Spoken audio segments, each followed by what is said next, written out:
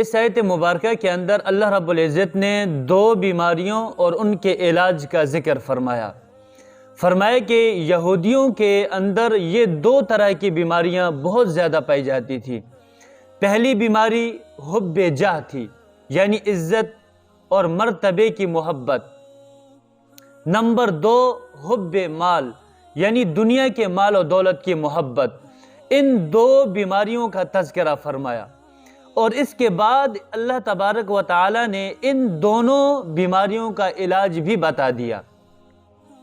فرمایا کہ حب جاہ کا علاج وَأَقِیمُ الصَّلَاةَ نماز کے ذریعے سے کیا، اس لیے کہ جب نماز میں چھوٹے بڑے، فقیر امیر، ہر طرح کے لوگ، ہر طبقے کے لوگ جب ایک ہی صف کے اندر کھڑے ہو کر کے ایک ہی امام کی اقتداء کریں گے تو انہیں معلوم ہو جائے گا کہ عزت اور مرتبے والی ذات صرف اللہ کی ذات ہے۔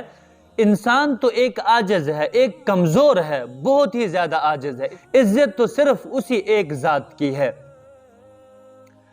یہ علاج کیا حب جاہ کا وَأَقِیمُ الصَّلَاةَ کے ذریعے سے، اور حب مال کا علاج کیا وَآتُوا الزَّکَاةَ زکوٰۃ کے ذریعے سے، کیونکہ جب بندہ زکوٰۃ کی عادت بنا لیتا ہے تو اس کے اندر سے مال کی ہوس اور دنیا کی محبت ختم ہونا شروع ہو جاتی ہے۔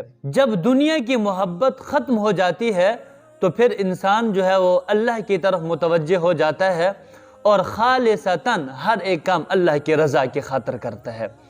تو اس آیت مبارکہ کے اندر یہ دو بیماریاں، یعنی حب جاہ اور حب مال، اور ان کا علاج، یعنی اس لیے کہ حب جاہ یعنی مرتبے کی محبت جو ہے، عزت کی محبت، اور حب مال یہ ایسی بیماریاں ہیں کہ جو انسان کے اندر حسد، بغض، کینہ، ایسی بیماریوں کو پیدا کر دیتی ہیں، اور یہ بیماریاں انسان کو اللہ سے دور کر دیتی ہیں۔ اس لیے اللہ رب العزت نے ان دونوں بیماریوں سے بچنے کا حکم فرمایا۔